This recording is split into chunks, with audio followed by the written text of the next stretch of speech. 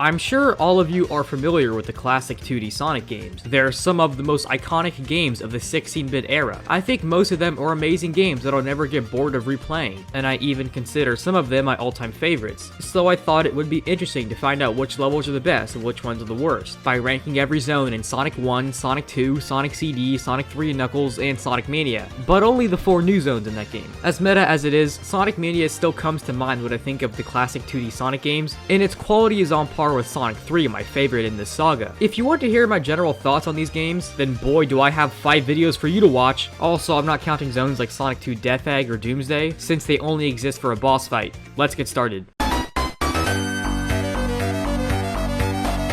Number 40, join the Discord server zone. Yeah, so I'm not really sure why this zone exists. It just says join the Discord server. Like what? I've also heard some people say the link is in the description and I frequently post updates on videos there, but still, it goes to the bottom of this list. Okay, enough joking around. Number 39, Sky Chase zone. Some people may disagree with this, but I consider Sky Chase to be the worst zone in all these games because there's not a lot here. What you see is exactly what you get. A zone that lasts for about 2 minutes and the only thing you'll be doing is dealing with badniks. This is the first zone to have some real story context, since you and Tails are chasing Robotnik after he escaped in Metropolis, and I actually find the music to be really relaxing, but those positives still don't really make me care for it.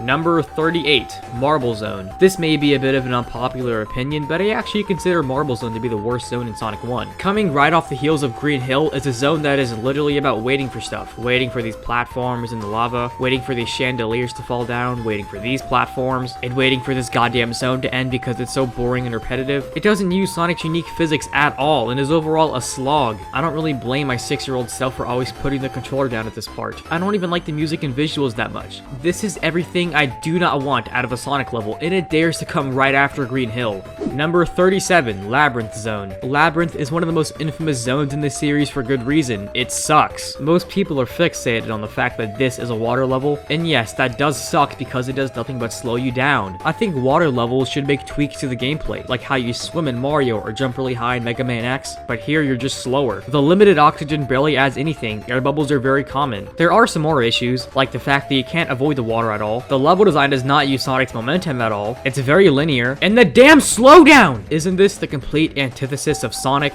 The only redeeming qualities are the visuals and music, but don't expect me to mention this too much because most zones have that. That's like the bare minimum. This zone barely, and I mean barely, beats Marble. Number 36, Metropolis. Metropolis is always a zone I don't enjoy replaying. It's the last traditional zone in Sonic 2, so their definition of a challenge was just really damn annoying. First of all, you at least get to go fast sometimes, so there's that, but the unholy trinity of annoying enemies alone makes this one quite unpleasant, consisting of Asterons, Shellcrackers, and Slicers. They're always put in spots that make it seem as if the devs really wanted to piss you off, like the Asterons that are used when you're going up these screws, and it's total luck on whether or not they'll attack, and the Shellcrackers and Slicers are consistently placed in spots where you'll end up running right into them. Like, I get the development of Sonic 2 was quite stressful, but they didn't have to take their anger out on us. And they made this zone specifically go on for 3 acts, almost as if they knew it was the worst, like Labyrinth's 4th act in Sonic 1. Overall, it's not very pleasant to play through at all. Number 35, Wacky Workbench Zone. Wacky Workbench not only has a goofy-aw name, but it has goofy-aw level design. You're bouncing all over the place at the bottom or doing very light platforming at the top. The bouncing can make it quite annoying to traverse, frankly, and nothing is very interesting at the top either. It's not exactly as empty as some of the other levels in Sonic CD, but frankly, I'd kinda rather the empty feel of the other zones, because at least that's not straight up annoying.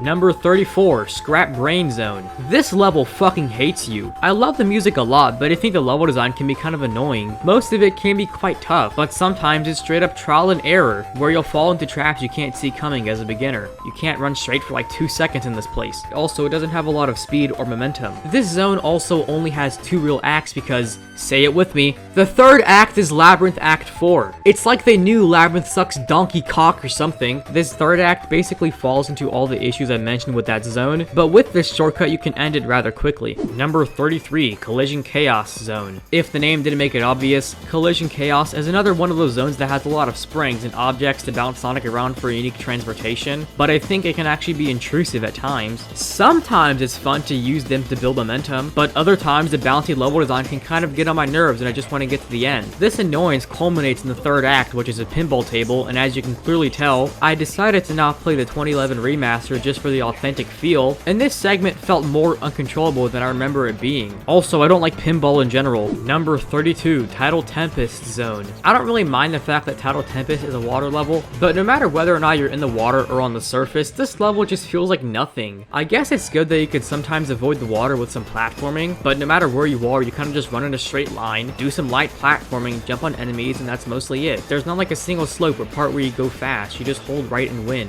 Number 31, Stardust Speedway Zone. Not only did my GameCube not like this zone because it crashed 3 times after beating Act 1, but I don't like this zone that much either. Okay, it is home to the iconic race against Metal Sonic that is actually very simple, but I love it, and the bad future music that is straight up fire. This zone is mostly style over substance, however, because there isn't a lot here. Instead of just being a straight line like most Sonic CD zones, this one is mostly about going fast for a few seconds thanks to a dash pad or something, running into something, then continuing the loop. There's not much to say like most Sonic CD levels. Number 30, Metallic Madness Zone. Metallic Madness is the final zone, and it doesn't really bring out the big guns like the others. The only semi-challenging part is this section of Act 3, which I still kinda struggle with even after beating this game like 20 times, but besides that, this is actually kind of a standard level. Act 1 can be beaten in like a minute if you run straight, and Act 2 is actually a lot longer but still doesn't offer that much. These falling platforms remind me too much of Marble Zone. Well, there is Chibi Sonic, but it doesn't even serve much of a gameplay purpose. Like, I think it would be cool if you had more challenging routes that are more rewarding, but failure would result in you being turned back to normal or something, but it just shrinks the level design every now and then. But okay, it looks cool. Also, I like the music in this place. It doesn't feel as flat as some other CD zones like Tidal Tempest, but it's not that interesting overall. Number 29, Quartz Quadrant Zone. Quartz Quadrant kind of suffers from the same issue CD has of empty level design, but I still think it's more interesting than the rest. You get to play with speed a lot more often. There's no water, so it's a little more pleasant to play through, and there are a lot of different paths you can run through. I must emphasize how I said run through because it also has parts that are mostly just a straight line without many interesting things going on. Without badniks, the past version is basically a straight line, no joke. Visuals are great in this zone too. Number 28, Palm Tree Panic Zone. Palm Tree Panic is a fairly typical introduction level for Sonic standards, but it can still be fun to play through. While it isn't much, I honestly think it's the best zone in Sonic CD. There's just some fun speed, and I kinda like exploring this place. I also think it looks really nice, and the past music is very relaxing and catchy. Also, if you're wondering why so many Sonic CD zones are right next to each other on this list, it's because I think that entire game's level design just feels very samey and empty with not much a reason to explore. Number 27, Hilltop Zone. Blue Emerald Hill isn't bad or anything, but it's still kinda forgettable. Riding on these lifts is pretty cool, and I like the tense moments where the lava starts rising, but there's still not a lot to like or dislike here. It's quite linear too, which isn't inherently bad, but by comparison, the other zones just look a lot better when there are a lot more places to explore.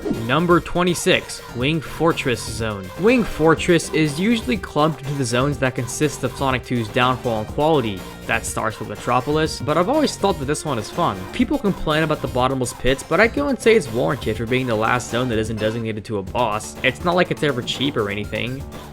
Okay, maybe I lied a little. It makes this really tense, in addition to the story context of catching up to Robotnik after he fucking killed Tails. The music also always makes me want to keep on pushing through. Number 25, Oil Ocean Zone. Oil Ocean isn't bad or anything, but not a lot stands out. There are actually some things I'm not a big fan of, like the occasional parts where you just wait for stuff like these pot lids or these automated cannons, and every now and then some enemy placements are just dickish. Everything else is solid though. It executes everything you'd expect a zone in this series to have decently. Number 24, Sandopolis Zone. This is most people's least favorite zone in Sonic 3 and Knuckles, and I'd have to agree. Is it bad? No, I actually like Act 1 quite a bit. It's pretty good overall. Act 2 is where most people start disliking it, probably the weakest act in the game. Some parts are a little confusing, and I just say to myself, what? And I'd have to agree when people say it drags on for a bit too long. Long zones are not bad all the time, but I don't think Act 2 specifically is that interesting to warrant being that long. Its main gimmick is hitting switches and racing to the door before you run out of time. It also has this gimmick where ghosts spawn if you don't turn the lights back on. Surprisingly, the latter doesn't add that much. At least the music is really good, and the zone looks great, but like, even Labyrinth has that, dude. Number 23, Spring Yard Zone. Spring Yard is the start of many zones to come that would be filled with springs and stealth that plays around with Sonic's physics, and despite not having much competition, this is one of the better zones in Sonic 1. Some parts are really fun to mess around with, like these big slopes where you can roll around and build more and more momentum. Occasionally, you can even use these parts to access different routes or secret goodies. I also really love the music in this place. There are some dull moments though, like these slow parts with the elevators, but overall this is still quite solid. Number 22, Marble Garden Zone. Marble Garden is often regarded as one of those zones in Sonic 3 that's just okay, if a little mediocre. I'd say it's more than okay, but by comparison, it's still one of my least favorites in Sonic 3. It's a very big level, and at times the layout can be kind of confusing. I'm also not a huge fan of the drill platforms because their control is pretty wacky. You do get room to use momentum and just go fast,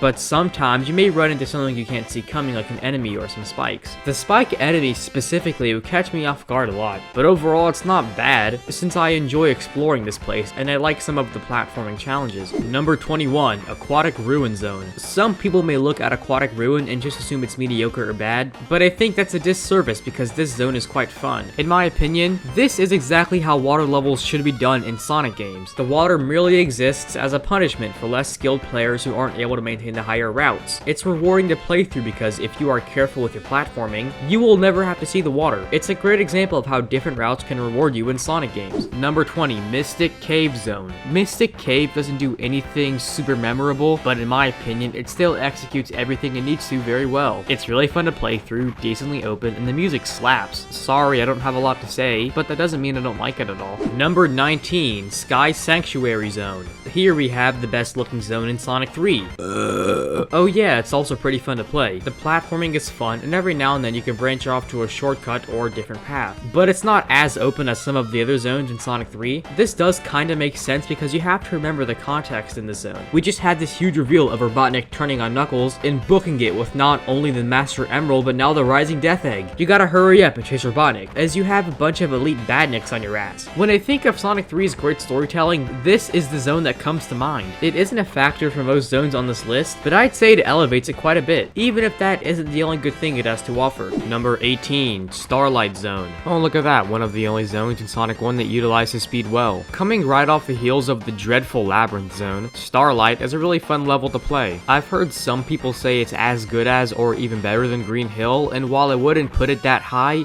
it's still fun to play, thanks to generally enjoyable level design that has different ways of reaching the goal and good momentum-based platforming. Also, the music is great. It's very catchy, relaxing, and overall, one of my favorite tracks in the first game. Number 17, Titanic Monarch Zone. Here we have the last zone of Sonic Mania, featuring great music and stunning visuals, and level design that's actually a nice change of pace. Act 1 focuses on verticality since you're mainly going up instead of right, and Act 2 gives you 4 different routes to tackle in any order you want. These levels aren't as wide open as some of the other zones in Sonic Mania, even if Act 2 is technically non-linear. I mean, the portals themselves are linear platforming segments, but that's fine. This zone has a lot of platforming and ramps up the challenge a bit for the finale, and I think the level design is fun. I like the spinning spheres you can play with and the bumpers, even if they aren't unique to this level. Number 16, Launch Base Zone. Launch Base is a pretty fun level with great music, one of the best tracks from Sonic 3 if you ask me. I do also love the setting, because I like how it relates to the story with the Death Egg. The zone itself feels massive, especially in Act 2, and the level design is fun to run through with its utilization of Sonic speed and fun gimmicks to toy around with. Sometimes you may run into an enemy or obstacle you didn't see coming, but it's not that bad, and I've grown to be able to predict them. Number 15, Casino Night Zone. It features a staple of Sonic, gambling. The more I've played this game, the more I've realized just how fun Casino Night can be.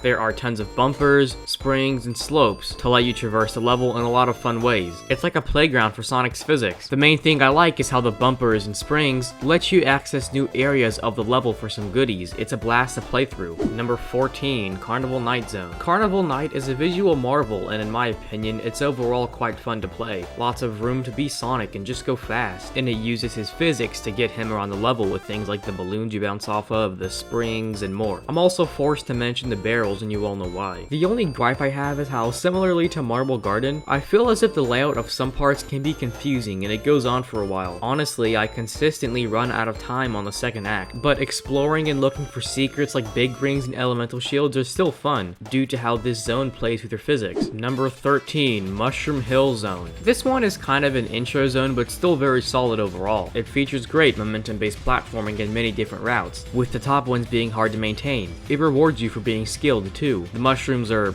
cool, I guess. It doesn't do too much to stand out, but it executes everything it needs to very well, and I love playing this zone. Number 12, Mirage Saloon Zone. Mirage Saloon Act 2 is easily my favorite level in Sonic Mania. The paths to reaching the goal seem endless, it's a very big level, you get to have a lot of fun by playing around with Sonic's physics and speed, and the music is amazing. So is the setting too, this place looks beautiful. I love the wanted posters and the bar stools. The only reason this isn't in the top 3 is because of the first act, which is just Sky Chase again, which also includes a very short segment on this train. Why did they think having Sky Chase here was a good idea? It's one thing to just have one excellent act, but it's another thing to have one excellent act and another really boring act. I'm not counting the level design and Encore mode or Knuckles' playthrough, because doing that for these levels would make the list too confusing. If Act 1 was a proper act, this is easily a top 3 contender. Possibly number 1, but I have to be fair here and acknowledge the fact that the best act in the game is paired with the worst act. Number 11, Lava Reef Zone. This playthrough of Lava Reef kinda surprised me because I ended up liking it a lot more than I remembered. Firstly, let's get these out of the way. Act 2 looks great and the music is very good. Bet you didn't expect me to say that, huh? When it comes to the main level, it's actually really fun. It has a lot of platforming and the zone has many different routes to explore. I also love how many fire shields are in this zone. They're really fun to use and they make exploration in the zone quite rewarding. Number 10, Press Garden Zone. A printing factory, huh? Definitely one of the more out there settings, but it still looks really good. Oh, and I almost forgot to mention, this zone is really fun to play through. Lots of great moments where you just get to go fast and enjoy yourself, and these conveyor belts can be fun to play around with. I'm also obligated to mention Act 2's music because it's really good, and it's also beautiful. Act 2 elevates the overall quality of this zone a lot, because it's super expansive and generally really fun to play with the fast set pieces and ice gimmicks. Number 9, Emerald Hill Zone. While not being as good as the first game's opening act, I still consider Emerald Hill to be another great introduction to the game, in addition to just being fun to play through. It does a great job at easing you into the game's mechanics, and utilizes Sonic's momentum with a lot of speed and cool set pieces. But there is also a lot of room to explore and find things like checkpoints and item monitors. Overall, it's a zone that is always a joy to play through. Number 8,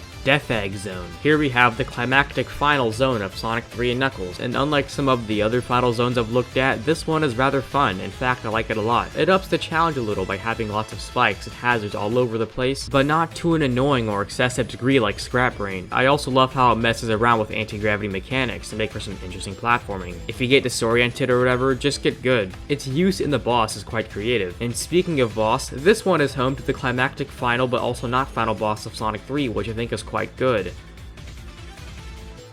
Happens every time. Number 7, Flying Battery Zone. Flying Battery has always been one of my favorite levels in not only Sonic and Knuckles, but Sonic 3 as a whole, and its quality still remains quite high in my opinion. God, I fucking love the music. Best song from Sonic 3. The level design is a lot of fun with these gimmicks, like the spinning poles, these platforms, whatever you call these. Look, I don't know what to call most of these, but I still think they are a lot of fun to play around with. This one is more platforming than the rest of the zones, but also utilizes lots of speed to make for a really fun level. The only issue with this zone is the fact that it's a bit on the linear side. There's mostly one pathway to run through, and there are like 2 big rings total, but they do reward you for finding secrets every now and then. Linearity is not inherently bad, but unlike Hilltop, which is not only linear but kinda uninteresting, Flying Battery is linear but also very interesting due to how fun I think it is to blast through. Number 6, Green Hill Zone. We are very fortunate that Green Hill is the first level of Sonic 1, because not only does it leave a great first impression, but it's the best zone in Sonic 1 and one of the best zones on this list. It has everything I want out of a level in this series. Great theming, lots of thrilling speeds, and many different routes with its expansive level design. It's been praised to death as a great opening to a video game for good reason.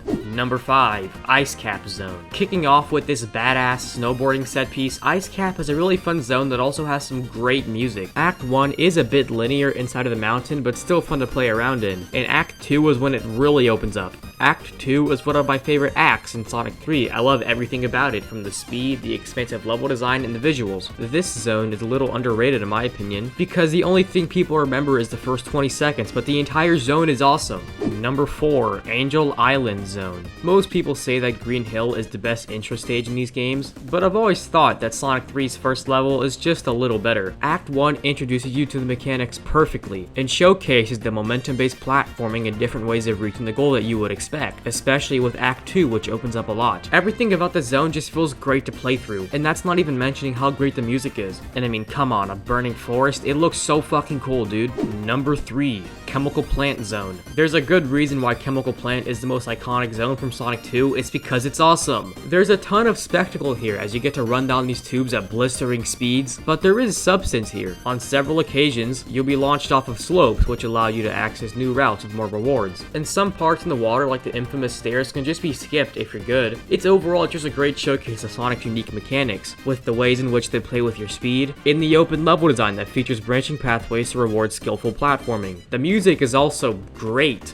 Number 2, Hydrocity Zone. It's kind of a surprise that our water level is this high on the list, and the water is more prominent than Chemical Plant, but I've always loved this zone. Even the water is still fun to play in thanks to its own gimmicks like the fans or these conveyor thingies. And that's ignoring how much fast spectacle there is here. You get to go so fast traveling down these slides that you can run over the water, and it's just awesome. And it does the Chemical Plant thing of launching you into the air, which can serve as a fork in the road to reach a higher or lower path that can host its own rewards and obstacles. It feels massive on both the X and Y axis. Not to mention the music is absolutely phenomenal, and I think the setting is great stuff. This zone shows us that water levels are not inherently bad. Number 1, Studiopolis Zone. It's no secret that Studiopolis was the poster child of Sonic Mania, and overall I'm very glad it was because this zone is excellent in every aspect. I can't not mention how cool the TV studio aesthetic is, and the music is amazing and makes me want to bop my head while playing. But of course, there are tons of pathways to explore and lots of places to go fast, or play around with Sonic's physics via the springs and bumpers. This zone feels massive and every path is a blast to explore and speed through. This zone really does everything I love to see in a Sonic level, and not only does it do that, but I think it executes those things so well that it made its way to the number 1 spot on this list. So, what were we able to conclude with this list? These are all great games, go play them. Okay, some are definitely better than others, but either way, every game I talked about on this list is worth trying. Whether it's the original versions, the mobile ports, some fan remasters, or the upcoming Sonic Origins collection if you're from the future. I had a lot of fun analyzing the level design in these games for this video, and I'm interested in hearing your thoughts, because I doubt everyone watching this video has the exact same opinion. But if you do, then remember that you are objectively correct just like me because my opinions are true facts.